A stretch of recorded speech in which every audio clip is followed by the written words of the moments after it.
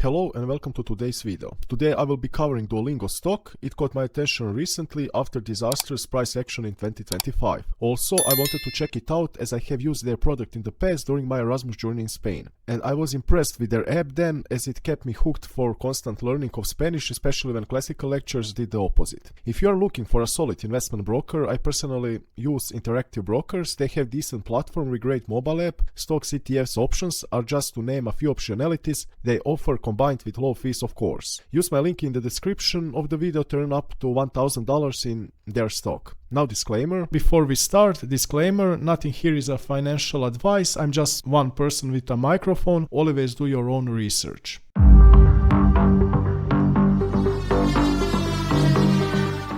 When looking at their latest earnings, there are very few companies that can match the pace and consistency of Duolingo growth. While growth should never be compared in isolation, it is still impressive to see what the company continues to deliver across its key metrics.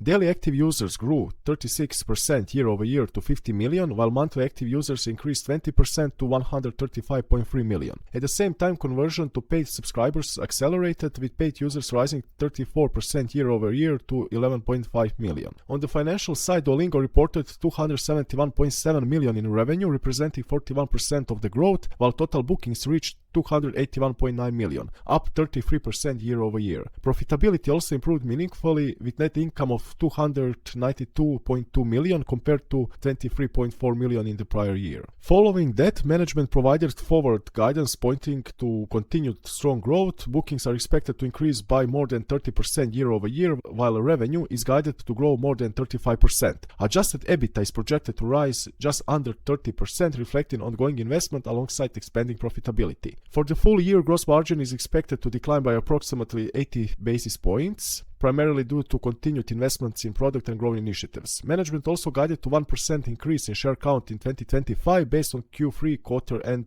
share price assumption. Now on to some highlights from their earnings calls. So, when we look at Duolingo outlook, a key theme was the trade-off between user growth and monetization. Management has guided to a deceleration in daily active user growth compared to Q3, and that has raised some concerns in the market. However, this needs to be understood in the context of how the business is deliberately being run. Duolingo operates around three core pillars: user growth, monetization, and teaching efficiency. In the upcoming quarters, management has been very clear that user growth will take priority over monetization. This is a strategic choice, not a sign of weakness. Long-term, the company vision goes far beyond language learning. Duolingo sees itself as a platform that can become a go-to app for learning multiple subjects. Because the product is free to start, the strategy is straightforward. First, they win the user, later convert a portion of those users into paid subscribers. In this type of model, monetization naturally lags user acquisition. If Duolingo succeeds in meaningfully improving learning quality across multiple subjects, the total addressable market becomes enormous. We are talking about the potential to reach hundreds of millions or even billions of users globally over time. We already have proved that this execution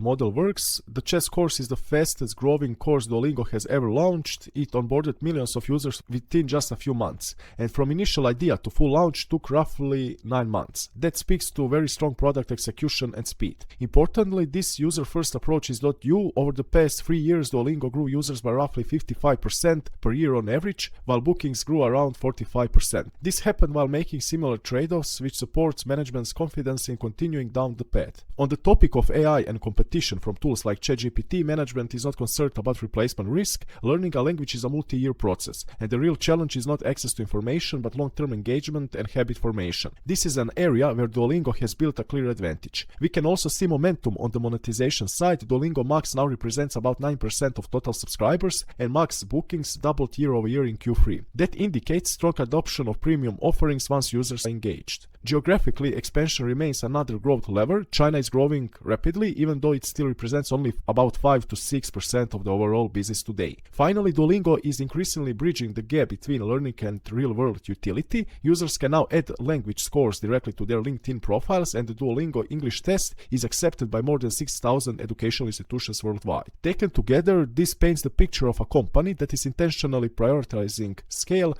and engagement today in order to build a much larger and more valuable platform over the long run. This graphic highlights the two self-reinforcing self-reinforcing loops that make Duolingo so powerful today. The first is the product/learning loop. The more users engage with the app, the more data Duolingo gathers on how people learn, where they struggle, and what keeps them motivated. That feedback is continuously fed back into the product, allowing the team to refine lessons, improve personalization, and make the learning experience more effective over time. The second is the growth/business monetization loop. As the user base expands, a portion of the users converts into paying subscribers. That revenue is then reinvested into better content, improved features, and deeper AI integration. A stronger product leads to higher engagement and better conversion, which in turn fuels even more reinvestment. What makes this especially compelling is that these two loops reinforce each other naturally, and neither depends on heavy paid marketing. This flywheel effect is a key reason why Duolingo has been able to sustain roughly 20 to 40% year-over-year growth in users and subscribers. The Duolingo English test is a clear testament that Duolingo is evolving into something much bigger than just a learning app. What started as a fight way to learn languages is now becoming a real educational infrastructure. Today, the Duolingo English test is accepted by more than 5,000 programs worldwide, including universities, putting it in direct competition with traditional, expensive, and often inconvenient language certification exams. And that's just English. The bigger question is what happens when this model expands to other languages. If Duolingo can replicate even a fraction of this success across Spanish, French, German, or emerging market languages, the opportunity broadens significantly. Each new test would leverage the same data, AI, and distribution advantages already embedded in the core app, turning learning outcomes into verifiable credentials. In other words, Duolingo isn't just helping people learn languages anymore, it's positioning itself as a global, scalable, credible platform. If that expansion plays out, the long-term upside goes well beyond subscriptions and into becoming a standardized gateway for education, work, and mobility worldwide. Now on to some reasons for the weakness. So one of the main things that worries the market is the visible slowdown in Duolingo growth rates. Daily active user growth has come down from roughly 60% year-over-year to below 30%.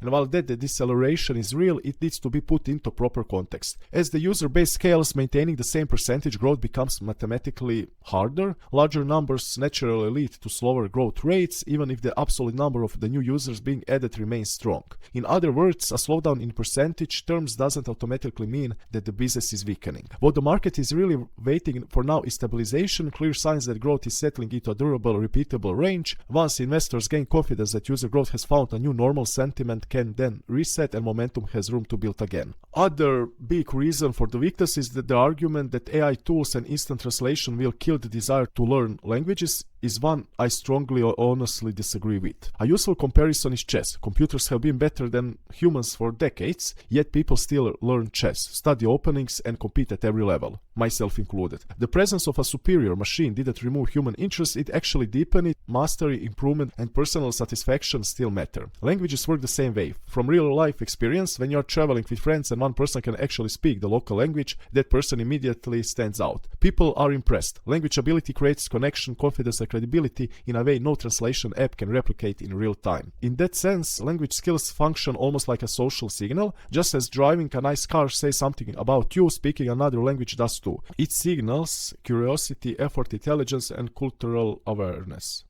People don't learn languages because they have to. They learn them because they want to. AI may remove friction in basic communication, but it doesn't replace the human desire for status, mastery, and authentic connection. If anything, AI makes language learning more accessible, not less desirable. Lastly, to make the most effective use of the AI tools, data is essential, and very few companies possess as much high-quality learning-specific data as Duolingo. Every interaction inside the app, from correct and incorrect answers to hesitation time, repetition patterns, streak behavior, and drop-off points, feeds a constantly growing dataset that reflects how people actually learn. This is not synthetic or scrap data, but real behavior-driven learning data collected at global scale. This gives Duolingo a structural advantage. AI models improve as feedback loops tighten, and Duolingo already operates one of the strongest learning feedback systems in consumer software. As AI enhances personalization, content generation, and pacing, learning outcomes improve, engagement rates rises, and monetization strengthens. From this perspective, AI is not a threat to Duolingo, it is a catalyst. With its existing data advantage, Duolingo is well positioned to benefit more than almost any other player from the continued advancement of AI in education. Lastly, while price action has not been kind to Duolingo in 2025, with the stock down nearly 70% from its highs, the technical picture is starting to look more interesting. There is visible potential gap fill towards the $260 level, which if reached would imply roughly 50% upside from the current prices. At these levels, the stock is already attractive to me as starting point for building a position. That said, my real excitement would come from one more leg lower, ideally a dip below $145. That area would represent a level where I would be comfortable becoming much more aggressive. Even without that additional downside, the current setup offers a risk-to-reward profile that I find compelling enough to begin scaling in. From my perspective, this is the kind of price action that often precedes longer-term opportunity, even if short sentiment remains weak. And some closing thoughts. So while the company can certainly be viewed as expensive and judged by traditional valuation metrics such as PE